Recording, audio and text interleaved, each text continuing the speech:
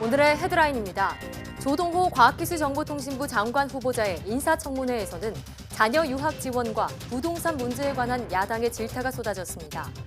조 후보자는 질책받은 사안에 대해선 부족한 점을 인지했다면서 사과했으며 앞으로 4차 산업혁명 인프라 경쟁력을 강화하겠다는 뜻을 밝혔습니다. 과학 대중화를 이끄는 국립중앙과학관이 누적 관람객 3천만 명을 돌파했습니다. 연간 관람객 150만 명 시대를 맞은 국립중앙과학관은 오래된 전시시설을 교체하고 다양한 체험 프로그램을 제공할 계획입니다.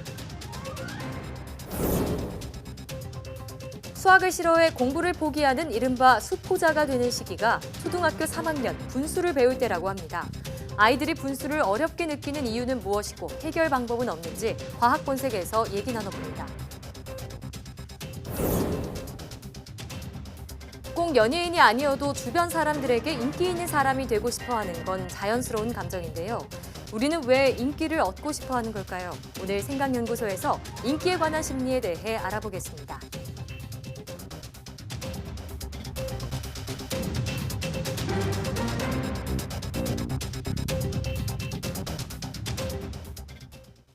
여러분 안녕하십니까? 사이언스 투데이입니다. 조동호 과기정통부 장관 후보자의 인사청문회는 아들의 호화 유학 문제 등이 도마에 올랐습니다. 후보자는 국민 눈높이에 맞지 않는 자녀 지원을 공식 사과했지만 야당은 관련 자료 제출 등 공세를 이어갔습니다. 이성규 기자입니다. 예금 2,450만 원, 3천만 원대 포르쉐 자동차. 야당 의원들은 조동호 과기정통부 장관 후보자 장남이 황제 유학을 하고 있다고 질타했습니다. 지금 현재 8,479만 원의 현금, 예금, 자동차 이런 걸 보유하고 있습니다. 여기에 대한 형성 과정, 본인이 보니까 도저히 돈을 벌 수 있는 그런 여건이 못 되는데 조 후보자가 연구개발비로 해외 출장을 가서 두 아들의 졸업식에 참석했다는 의혹도 불거졌습니다. 카이스트 공모 출장 관련해서 다른 의원님 말씀하셨는데 후보자가 시인하신 것처럼 차남과 장남의 그 졸업식에 맞춰가지고 그 인근에 출장을 가신 이제 이런 것들이 저희가 보기엔 적정한가 하는 그런 문제가 있습니다. 야당 의원들은 아들의 졸업식에 참석하기 위해 허위 해외 출장 보고서를 작성했다면 사퇴해야 한다고 주장했습니다. 장관이 의도적으로 장관 후보자께서 의도적으로 그런 허위 내용의 문서를 작성해서 제출을 했다라고 한다면 장관은 그냥 교수할 자격조차도 없습니다. 저는 좌우간 그 출장 계획에 입각해서 서류를 내고요. 갔다 와서 보고를 한 것 같습니다. 자진 사퇴까지 주장하는 야당과 달리 여당은 조 후보자를 엄호하며 청문회 통과에 총력을 기울이는 모양새입니다. 지금 당장 현안에 매몰된 것이 아니고 그 너머에 대한 부분을 하셔야 된다고 생각됩니다. 예, 그게 저도 과기정통부의 역할이고 저도 그게 정부 각 부처 사이에 우월적으로 리더십을 확보해야 될 부분이 그거라고 생각되거든요. 인사청문회 모두 발언에서 자녀 문제를 공식적으로 사과한 조동호 후보자. 거듭되는 사과와 해명에도 불구하고 국민 눈높이를 벗어났다는 지적이 잇따르면서 장관 임명에 어떤 영향을 미칠지 주목됩니다. YTN 사이언스 이성규입니다. 네, 다음 소식입니다. 전 세계 4억여 건의 특허 빅데이터를 분석해 산업 분야별로 선도 전략을 제시하는 사업이 추진됩니다. 특허청과 공학칼리모는 제1회 지식재산 전략협의회 회의를 열고 국가 혁신 성장을 위한 지식재산 생태계 혁신 전략을 추진하기로 했습니다. 이 자리에는 박원주 특허청장과 권오경 공학칼리먼 회장 등 관련 전문가 100여 명이 참석해 지식재산을 기반으로 산업과 기술 경쟁력을 강화하는 방안을 논의했습니다. 이에 따라 협의회는 특허 빅데이터를 활용해 유망 기술을 예측하고 산업 분야별로 연구개발과 인력 양성, 규제 완화 등의 전략을 마련하기로 했습니다. 또 2023년까지 1조 1천억 원 규모의 펀드를 조성해 지식재산 기반의 스타트업과 벤처기업 등에 투자할 계획입니다. 박원주 특허청장은 올해를 지식재산 생태계 혁신의 원년으로 삼고 제한된 과제들을 차질 없이 추진해 미래 시장을 선점하겠다고 강조했습니다. 국립중앙과학관이 관람객 3천만 명을 돌파했습니다.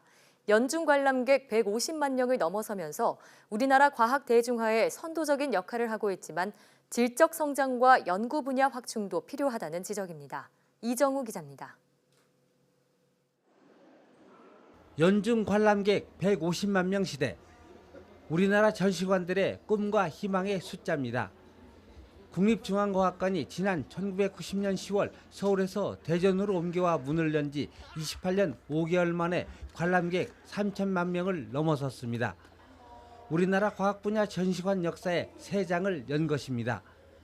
과학 발달사를 한 자리에서 배우고 체험하면서 과학 대중화의 선도 역할을 했다는 평가입니다. 직접 체험하는 것 말고도 이제 다양한 게 이제 전시 같은 것들은 볼 수 있고 자세히 설명이 되어 있어가지고 좋았던 것 같아요.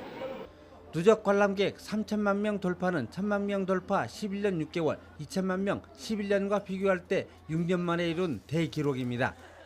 일부 전시관을 제외한 무료 입장에 다양한 콘텐츠를 마련하면서 관람객 수가 크게 늘었다는 분석입니다.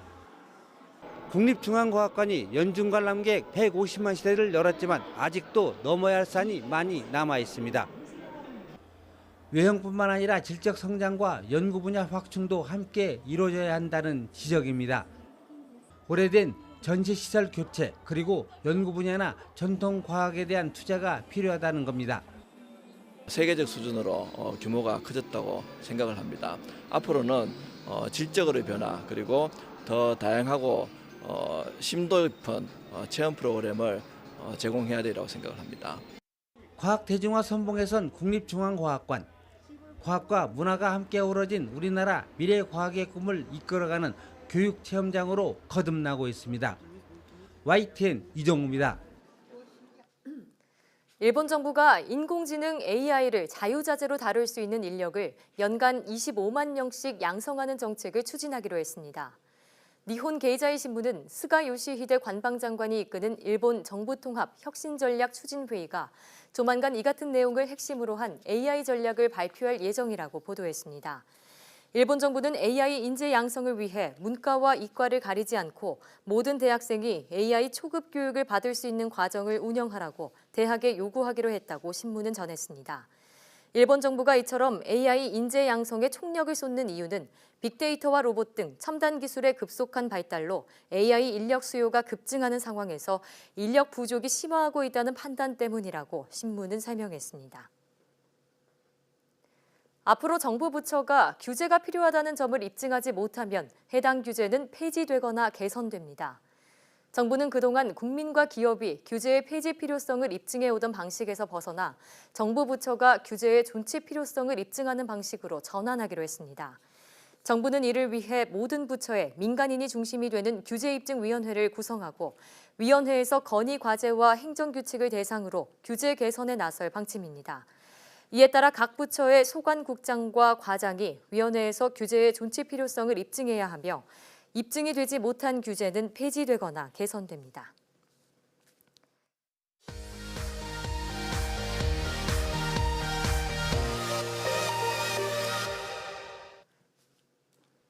화제의 뉴스를 골라 과학 기자의 시선으로 분석하는 과학 본색 시간입니다. 오늘은 이동은 기자와 함께합니다. 어서 오세요. 안녕하세요. 네, 자, 오늘은 어떤 이야기 나눠볼까요? 우선 시작하면서 질문을 먼저 하나 드릴게요. 예. 황보혜경 앵커는 수학 좋아하세요? 수학이요? 네. 제가 학창 시절에 꿈이 건축가였는데 아, 이과를 가지 못한 이유가 수학 때문이었습니다. 그러셨구나. 네, 이동은 네. 기자는요? 저도 사실 뭐 수학을 아주 일찌감치 포기한 수포자 중 한 명이었습니다. 예. 뭐 황보혜경 앵커나 저도 그다지 이제 수학을 좋아하는 사람들이 아니었지만 지금도 이 학생들 중에는 수포자가 굉장히 많다고 합니다. 예. 그런데 이 아이들이 보통 수학을 싫어하게 되는 시점이 언제인지 봤더니 이 초등학교 3학년 때 분수를 배우면서다 이런 연구 결과가 나왔습니다. 초등학교 3학년 때면 생각보다 이른 시기부터 아이들이 수학을 포기하게 네. 된다는 얘기인데 연구 결과 자세히 전해주시죠. 네, 이 한국교육과정평가원이 초중학교 학생들을 대상으로 조사를 해봤는데요. 예. 전반적으로 좀 학업에 어려움을 느끼는 학생들, 특히 수학을 어려워하는 아이들한테 가장 고비가 언제였냐 이렇게 물어봤습니다. 그랬더니 이 50명 가운데 48명이 수학의 분수에서 처음으로 좌절을 맛봤다 이렇게 한 겁니다. 예, 50명 가운데 48명이면 거의 조사 대상 대부분이죠. 대부분이 네. 수학이 어려웠다 그때부터 이렇게 말한 건데 분수가 어렵다고 했습니다. 그 네. 이유가 뭔가요? 먼저 이 분수의 개념이 초등학교 3학년 2학기 수학에 나온다고 합니다. 네. 아마 뭐 대부분 잘 기억이 이제는 안 나실 텐데 예. 여기서 뭐 가분수, 대분수, 뭐 진분수 이런 분수의 개념들을 익히게 되고요. 가물가물하네요. 그렇죠. 네. 분모가 같은 분수의 합을 구하는 이 기초 연산까지 배우게 됩니다. 예. 그런데 이게 왜 아이들한테 이렇게 어렵게 느껴지는지 분석을 해봤더니 우리가 보통 이 초등학교 1, 2학년 때 배우는 덧셈부터 뭐 뺄셈, 곱셈 같은 경우는 구체적인 사물로 연산을 할 수가 있습니다. 예. 보통 얘기할 때 뭐 주머니에 사과가 20개가 있는데 여기에 12개가 더 들어가면 몇 개가 될까 뭐 이런 네. 식으로 접근을 하잖아요. 그런데 이 분수는 자연수가 아니니까 더 이상 이런 방법이 안 통하게 되는 겁니다. 아, 그러니까 눈에 보이는 물건으로는 분수의 개념을 이해하기가 좀 쉽지 않잖아요. 그렇죠. 좀 아이들의 입장이 이해가 되는 바가 있는데 네. 그럼 아이들이 이 분수의 개념 자체를 좀 이해하기 힘들어한다 이런 얘기인가요? 네, 맞습니다. 실제로 이번 연구에 참여했던 한 교사는 아이들이 이렇게 분수 계산을 제대로 못하는 경우에는 공부에 대한 자신감 자체가 점점 하락했다 이렇게 말을 했는데요. 예. 이렇게 분수 개념을 처음부터 제대로 이해를 하지 못하면 고학년이 되면서 더 어려움을 겪게 됩니다. 예. 이 4학년 1학기가 되면 분모가 다른 분수의 덧셈과 뺄셈이 나오게 되고요. 예.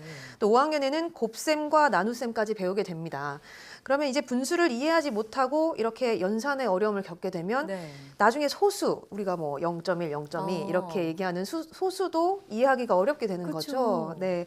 그러니까 이 아이들이 분수에서부터 이렇게 수학에 대한 흥미를 점점 잃기 시작하면서 결국은 수학을 포기하는 수포자의 길로 들어서게 된다 네. 이러는 겁니다. 아니, 일단 수포자의 길이 저는 한 고등학생 때부터라고 생각을 네. 했는데 초등학교 3학년 때부터 그렇게 어려워한다니까 안타까운 마음이 들기도 하고요. 네. 어쨌든 분수 때문에 수학을 어려워한다는 점을 우리가 알았잖아요. 그러면 해결책을 좀 찾을 수 있지 않을까요? 네, 그렇습니다. 이 3학년 시기가 아이들에게는 수학 공부에 있어서 첫 번째로 중요한 때가 되는 거죠. 예. 그러니까 이 충분한 학습이 이루어지도록 좀 특별히 신경을 쓸 필요가 있는데요. 네. 우선 이 1, 2학년 때 배우는 기초 연산을 확실하게 익히도록 좀 주의를 기울이는 게 좋을 것 같습니다. 예. 또 이 분수의 개념과 연산을 좀 쉽게 배울 수 있도록 좀 이 시기에 집중 교육 과정을 마련하는 것도 중요할 것 같은데요. 예. 이 전문가들은 분수처럼 이렇게 새롭게 등장하는 수학 개념이 있을 때는 아이들이 뭐 감각을 사용한다거나 아니면 실생활과 연계해서 이해할 수 있는 학습 자료를 개발해 주는 것이 좋다고 말을 합니다. 예. 실제로 요즘에는 이 수학을 가르치기 위해서 놀이와 접목하는 경우를 굉장히 많이 볼 수가 있습니다. 네. 뭐 우리가 흔히 아는 보드게임 같은 경우에도 이 수학과 같이 연결해서 학습을 할 수가 있고요. 보드 게임을요. 네, 또 컴퓨터 게임을 이용해서 수학의 흥미를 유도하는 방법도 있다고 하는데요. 네. 뭐 아이들이 수포자가 되기 전에 이런 부분을 조금 참고하시면 좋지 않을까 네. 이런 생각이 듭니다. 근데 이런 연구가 제가 초등학교 다닐 때 나왔으면 얼마나 네. 좋았을까 싶기도 한데요. 다음 소식으로 넘어가 보죠. 네, 최근에 이 미세먼지를 제거하는 데 효과가 있다 예. 해서 수소수가 한창 인기를 끌었습니다. 네. SNS에서 굉장히 화제가 됐었는데 혹시 들어보셨나요? 저도 그 광고를 직접 봤는데 네. 피부에 뿌리면은 이 수소수가 미세먼지 노폐물까지 씻어준다고 하더라고요. 네, 맞습니다. 반신반의했었는데 사실 이 수소수가 좀 건강에 좋다 이런 얘기는 옛날부터 나왔잖아요. 네, 맞아요. 이 수소수 열풍을 조금 되돌아보면 첫 시작은 일본에서 시작이 됐습니다. 예. 이 수소수가 노화 방지나 뭐 피부 건강에 좋다 이런 소문들이 확산이 되면서 시장이 빠르게 성장을 했고요. 예. 우리나라도 이미 한 10년 전부터 이 수소수가 등장을 했습니다. 몸속에 있는 활성산소를 배출하게 해준다는 게 가장 큰 이 내세우는 강조점이었고 예. 또 뭐 아토피나 탈모, 뭐 노화나 다이어트까지 뭐 건강에 전반적으로 효과가 있다고 해서 큰 오. 인기를 끌었었는데요. 예. 심지어 뭐 수소수로 씻으면 과일이 더 오랫동안 싱싱하다. 네. 그래서 이제 습관적으로 수소수를 이용하는 분들도 있다고 합니다. 저는 또 뭐 노화 방지뿐만이 아니라 소화 불량의 개선에도 네. 효과가 있다 이런 얘기까지 들어봤는데 맞습니다. 실제로 수소수가 그렇게 건강에 도움이 되나요? 이런 의문들이 이제 굉장히 많았고 과학계에서도 논란이 굉장히 많았는데 네. 여기에 대해서 이 식품의약품안전처가 자료를 발표를 했습니다. 결론은 이 수소수가 활성산소를 없앤다거나 뭐 아토피를 치료하는 이런 효과는 없다라는 겁니다. 아, 예. 이 식약처가 이번에 수소수 관련 광고를 좀 집중적으로 점검을 해봤는데요. 미세먼지를 뭐 제거하고 노폐물 배출에 도움을 준다 이런 식으로 허위 과대 광고를 한 제품 13개 그리고 24개 업체가 적발이 됐다고 합니다. 예. 자, 그러면 수소수가 건강에 도움이 되지 않는다, 효과가 없다라는 사실이 공식적으로 밝혀진 셈이네요. 네, 뭐 식약처는 수소수 광고들이 주장하는 항산화 효과라든가 뭐 예. 아토피나 천식 등의 질병 치료를 하는 그런 효과에 대해서는 검증을 해봤더니 임상적으로나 학술적으로 근거가 없다 이렇게 설명을 했습니다. 네. 뭐 전문가들도 이 수소수가 아토피나 천식에 도움이 된다는 뭐 어떤 학술적 근거도 없다 이렇게 덧붙이기도 했습니다. 예. 자, 효과가 없다는 과학적인 근거가 궁금한데요. 어떤 네. 분석이 나왔나요? 우선 이 수소수 자체에 대해서 기본적으로 과학자들은 좀 부정적인 편입니다. 먼저 이 수소의 양을 좀 살펴볼 필요가 있는데 대기압에서 물에 녹을 수 있는 수소량이 최대 1.6mg입니다. 그러니까 아주 적은 양이죠. 그러니까 이 수소수를 10리터 이상 마셔야 0.01g 정도의 수소를 섭취를 할 수 있는 거죠. 그런데 이 제품으로 나온 수소수를 보면 보통 1리터에 0.001g의 수소가 녹아 있다 이렇게 되어 있습니다. 그러니까 이걸 계산을 해보면 우리가 보통 하루에 물 섭취 권장량이 2리터 정도 되는데 이 2리터를 모두 수소수로 마신다고 해도 최대 한 2mg 정도의 아주 극미량의 수소를 섭취를 할 수 있는 거죠. 2mg 정도면 너무 적은 양 아닌가요? 그렇죠. 네. 거기다가 이렇게 물에 녹아 있는 수소는 네. 사실 우리가 100%다 섭취하기가 힘듭니다. 일단 뚜껑을 열어두거나 뭐 온도가 조금 올라가면 물에 녹아 있던 수소가 대부분 공기 중으로 빠져나가기 때문인데요. 네. 만일 이 물에 있는 수소를 한 100%다 마신다고 해도 몸에서 흡수할 수 있는 수소는 나노그램 수준에 불과하다고 합니다. 또 우리 뭐 십이지장, 위장 이런 그 장기들이 산성을 띠고 있기 때문에 네. 여기를 지나고 나면 수소가 뭐 더 이상 남아 있을 수가 없게 되는 거죠. 그렇군요. 그러니까 수소수 자체에 일단 수소가 적게 들어가 있고 네. 그마저도 우리 몸이 제대로 흡수해내지 못한다 이런 뜻인데요. 네. 자, 그런데도 왜 사람들은 이렇게 수소수의 효능을 그냥 믿고 마셨던 걸까요? 네, 이 일부 수소수 업체들이 이 효능을 입증을 하기 위해서 그동안 여러 가지 논문들을 근거로 제시를 했습니다. 그러니까 뭐 일반인들 소비자들 입장에서는 이 과학적인 근거가 있다고 믿을 수밖에 없는 건데 대표적인 것이 일본의 연구 결과입니다. 이 뇌경색을 유발한 쥐한테 수소 기체를 주입을 했더니 활성산소가 60%나 사라지고 죽었던 뇌세포가 살아났다. 이런 연구 논문이 있었는데 이것이 이제 수소수 업체들의 어떤 대표적인 근거였거든요. 네. 그런데 사실 수소 기체와 수소수는 엄연히 다른 겁니다. 다르군요. 그렇죠. 그러니까 뭐 근거가 될 수가 없는 거죠. 실제로 이번에 이 식약처 발표가 있으면서 국립암센터의 교수가 이 저명한 국제학술지에 발표된 수소수 관련 논문 25편을 검토를 해봤다고 합니다. 그런데 이 수소수가 질병의 예방과 치료 효과를 기대를 하기에는 임상적인 근거가 부족해서 사용을 권장할 수 없다 이렇게 말했다고 합니다. 예, 그러면 뭐 업체들이 수소수 마케팅을 위해 활용한 논문들조차도 과학적인 근거가 부족하다는 말씀이신데요. 그런 경우가 많다고 봐야겠죠. 예, 자, 그러면 건강을 위해서 수소수를 굳이 일부러 사서 마실 필요는 없겠어요. 사실 뭐 부정적이든 긍정적이든 건강에 큰 영향을 미치지는 않는다고 봐야 하는데요. 실제로 이 수소는 식품 첨가물로 규정되어 있습니다. 그렇지만 이 의료용이 아니기 때문에 질병의 뭐 예방이나 치료에 효과가 있다거나 마치 건강기능식품인 것처럼 이 홍보를 하면 안 되는 거죠. 물론 일부에서는 풍부한 수소가 함유된 수소수의 경우는 이 염증 완화나 뭐 이런 효과가 있다고 주장하기도 하는데 허위나 과대 광고가 워낙 많은 만큼 이 소비자들의 현명한 판단이 좀 필요할 것 같습니다. 네. 저는 오늘 이동훈 기자 얘기를 듣다 보니까 음이온 열풍이 또 떠오릅니다. 맞습니다. 이 역시도 과학적인 근거가 전혀 없잖아요. 이렇게 부정확한 정보로 이득을 취하는 그런 기업들에 대해서도 좀 강한 제재가 이루어져야겠습니다. 오늘 말씀 잘 들었습니다.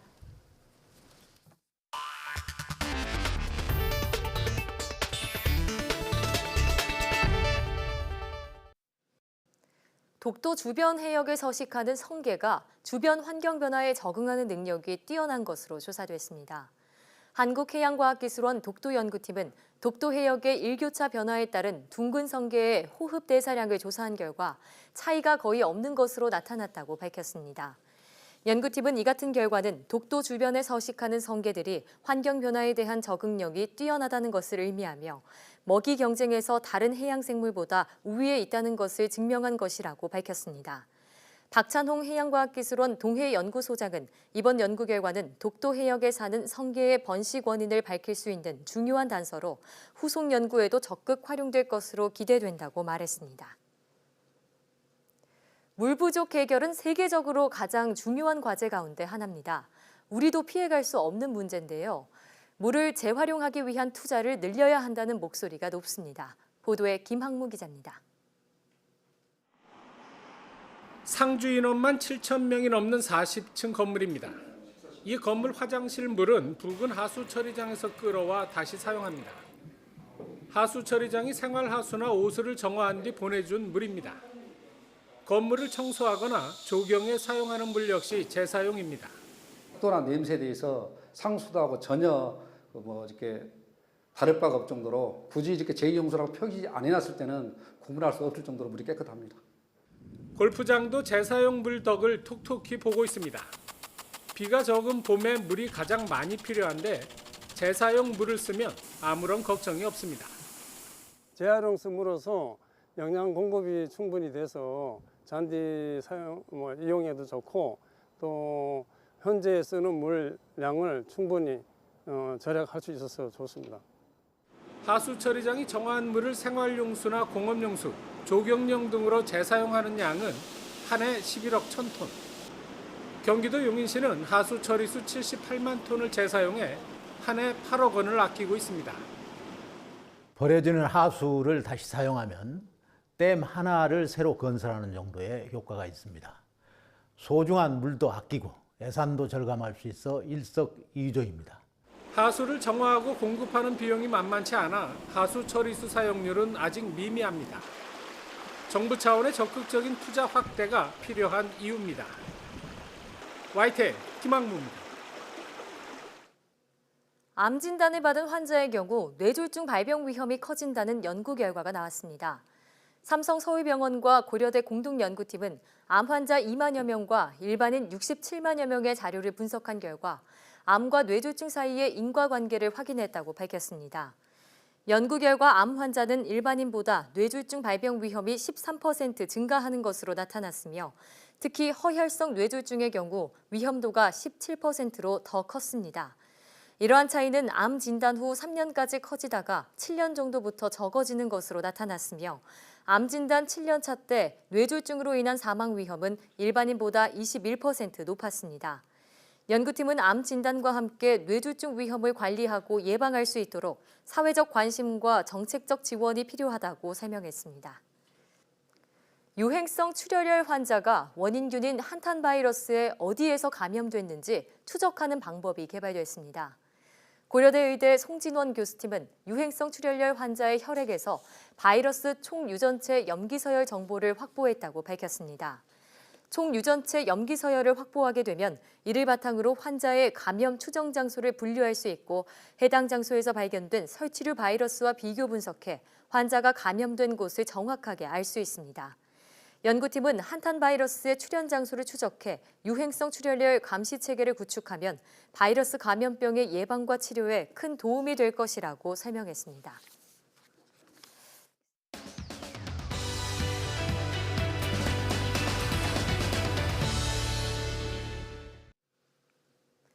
과거에는 인기가 연예인과 관련된 수식어로 사용됐지만 최근 다양한 SNS가 발달하면서 인기는 일반인들 사이에서도 뗄 수 없는 수식어가 됐습니다. 우리는 왜 이렇게 인기에 집착하는 걸까요? 오늘 생각연구소에서는 인기에 관한 심리에 대해 알아보겠습니다. 연세대학교 심리학과 이동기 교수와 함께합니다. 어서 오세요. 네, 안녕하세요. 네. 자, 연예인이나 유명인이 아닌 평범한 사람들조차도 요새 인기를 얻고 싶어하는 그런 상황입니다. 왜 그런 걸까요? 황보영처럼 인기가 많은 분도 계시지만 또 연예인들도 되게 인기가 많으시죠. 보통 연예인들 보면은 소수만 누릴 수 있는 특권 같은 거라고 생각하는데 예. 사실은 사람 자체가 근본적으로 많은 사람들이 나를 좋아해주고 관심을 가져주고 또 뭔가 저희한테 알아봐주고 이렇게 예. 하면 기분이 좋아지지 않습니까? 네. 그것 자체는 우리 하나의 본능이라고 볼 수 있겠는데요. 실제로 인기에 집착하는 것 자체가 하나의 자연스러운 신경화학의 산물이다 이런 예. 얘기들이 있습니다. 예를 들어서 유명인들이라든지 또는 높은 지위를 가진 사람들이 썼던 글 같은 거 있잖아요. 예. 그 글을 보기만 해도 우리 뇌에서는 보상 중추가 활성화된대요. 이게 뭐냐면 일종의 그 리워드 센터라고 하는데 예. 리워드를 받게 되면은 뭔가 도파민이 더 분비되는 것처럼 기분이 좋아진다는 얘기죠. 그렇군요. 네, 일종의 뇌 신경망하고 호르몬 같은 경우에는 우리가 인정받거나 뭔가 심지어 찬양받거나 이럴 때는 훨씬 더 기분이 좋아지도록 아예 처음부터 설계되어 있다 이렇게 볼 수 있습니다. 그러니까 인기 있는 사람을 뜯고 그리고 또 인기를 얻고 싶어하는 게 우리 뇌와도 관련이 있군요.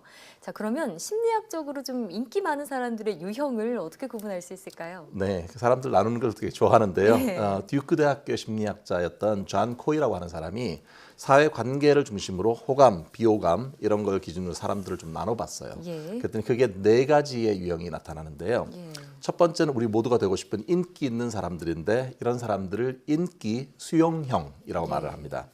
당연히 이제 사회적으로 상황을 보는 그 눈이 탁월하고 또 다른 사람과 교감을 잘 하기 때문에 이 사람들은 성인이 되어서도 자존감도 되게 높고 그다음에 관계도 당연히 원만하죠.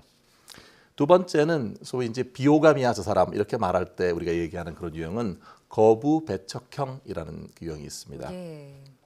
주로 보면 그런 사람들은 기분 상하면 화를 벌컥벌컥 내고 그다음에 이제 무례하고 공격적이고 이런 특성이 있는데요. 그렇군요. 문제는 자기가 하는 행동이 문제가 있다는 걸 잘 모른다는 거예요. 본인만 모르겠죠. 주변 사람들은 피해를 많이 받고요. 예. 세 번째가 재미있는 유형인데요. 인기는 있는데 비호감이에요. 네. 이런 형을 양면형이라고 합니다. 이런 사람들은 사회적으로 상당히 전략적인 그런 행동을 보이는데 자기한테 뭔가 이득이 되는 어떤 그런 일이 있으면 되게 나이스하게 대하고 하지만 만약에 자기한테 중간에 뭔가 걸림돌이 되거나 내가 원하는 걸 얻을 때 방해가 된다 싶으면은 상대를 무너뜨릴 수도 있고 밟고 이런 스타일입니다. 좀 피하고 싶은 유형이죠. 그러네요. 마지막으로는 무시형이라고 하는데요. 불안 수준이 너무 높기 때문에 늘 긴장을 하고 다른 사람의 집단 사이에 이렇게 좀 끼고 싶은데 숫기가 없어 참여를 못하게 되는 그런 형이라고 할 수 있습니다. 예. 자, 그런데 최근에도 아주 흥미로운 신조어가 하나 있죠. 인싸라는 용어 들어보셨나요? 네. 트렌드를 좀 잘 이해하고 타인에게 좀 인기가 많은 사람을 뜻하는 말인 것 같은데, 자, 현대인들의 이런 주목받고 싶은 욕구를 드러내는 사례들 몇 가지 소개해 주시죠. 제 생각에는 SNS를 보면 알 수 있죠. 팔로워 숫자가 몇 명이냐, 아니면 좋아요 숫자 또는 하트 숫자 이런 걸 정말 사람들이 좋아하지 않습니까? 그래서 이제 그 소위 엄지손가락 좋아요 이걸 보면 기분이 좋아지는 그런 사람들 많이 있는데요. 대학 내일 20대 연구소라는 곳에서 조사를 해봤습니다. 그랬더니 특히 20대가 아주 사소한 부분까지 자기가 인정받고 싶다라고 하는 그 특성들을 보인다고 하는데요. 뭐 SNS상 보면은 먹은 음식이라든지 공연 본 거 뭐 이런 거 다 올리잖아요. 정말 사소한 일상까지 그렇죠. 올리죠. 네, 그래서 이런 사람들을 저희가 이제 얘기할 때 SNS상에서 인증 행위를 한다 하고 저기 타인의 인정이 됐을 때는 중요하게 생각을 하는 분이죠.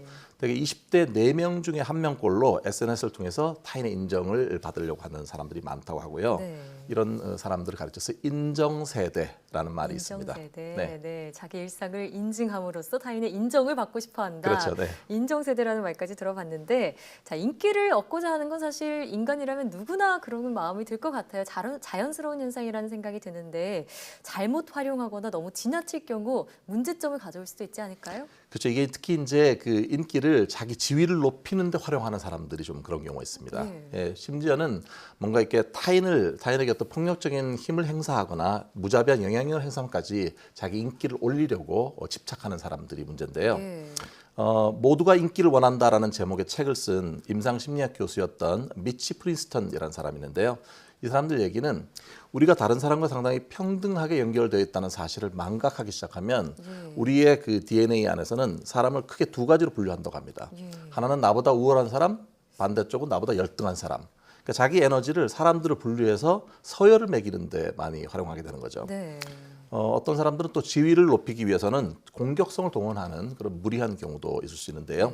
예를 들어서 도널드 트럼프 같은 경우에는 자기 지지도를 올리려고 일부러 자기의 어떤 경쟁자에게 대해서 모욕적인 언사를 한다든지 이런 강하게 발언을 하는 경향이 있고요.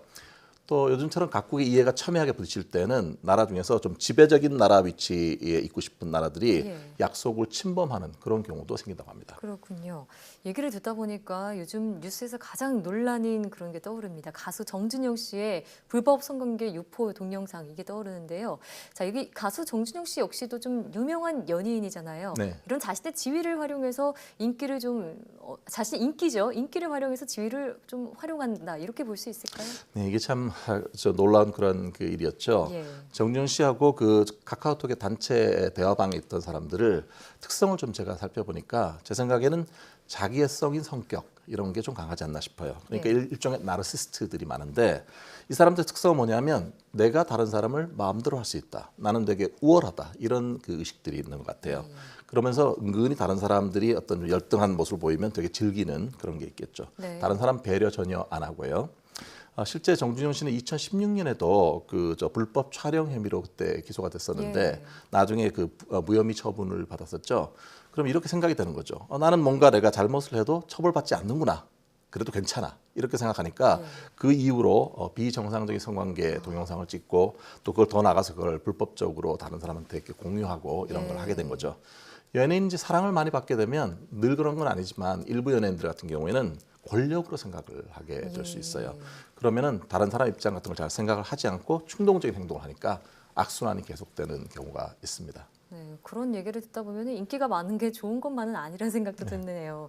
반면에요, 또 이 스타들 같은 경우에는 내 인기가 언제 사라질지도 모른다 이런 불안감이 늘 있을 것 같은데요. 예, 빛과 그림자죠. 예, 정말 이게 어떠냐면 특히 이제 그 인기가 수명이 짧은 팝 아티스트 같은 사람들이 주로 그런 걸 느끼는데 되게 고독과 무절제, 약물 이런 거 유혹을 많이 받는다고 합니다.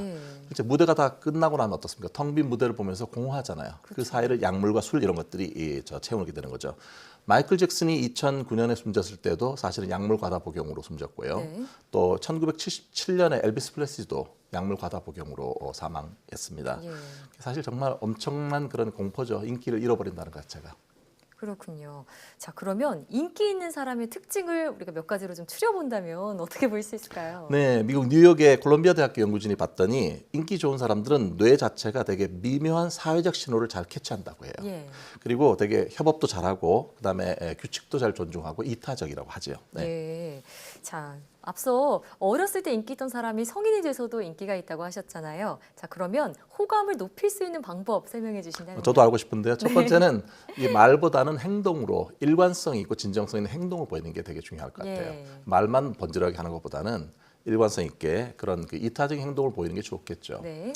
두 번째는 이게 사람들이 긍정적인 대화를 많이 할수록 호감을 얻는다는 결과들이 있어요. 그러니까 입만 열면 불평하고 부정적인 얘기를 계속하게 되면 어떻습니까? 저 사람한테 가까이 가고 싶지 않잖아요. 그러니까 긍정적인 대화를 주도하라. 이게 두 번째가 있을 수 있고요. 그다음에 이제 대화법 중에서는 우리가 보통 얘기할 때 다른 사람 얘기할 때 보면 중간에 말을 끼어드는 사람들 있잖아요. 그러니까 근데 뭐 이런 식으로 자꾸 끼어드는데 근데라고 하면 사람들이 자꾸 기분이 안 좋아지게 되니까 오히려 다른 사람 말은 잘 듣고 난 다음에 그리고 내가 어떤 의견을 가진지를 추가하는 형태가 좋습니다. 그래서 그런데보다는 그리고의 심리학으로 대화를 하라. 그리고요. 네. 알겠습니다.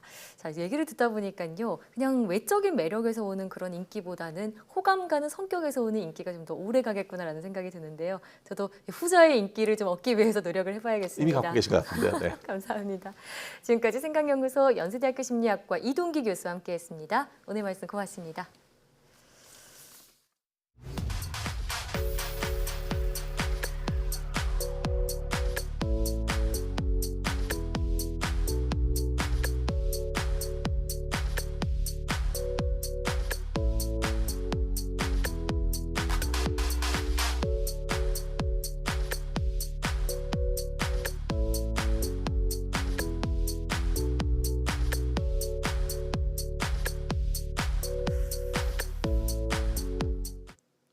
보통 기온이 급격히 떨어지는 겨울철에 심장질환 조심하라는 얘기 많이 들어보셨을 겁니다. 그런데 일교차가 크고 활동량이 늘어나는 봄철 역시 혈관이 갑자기 수축해 심장에 무리를 줄 수 있는데요. 게다가 요즘처럼 미세먼지가 심하면 심혈관계 질환 발생을 높이기 때문에 각별한 주의가 필요합니다.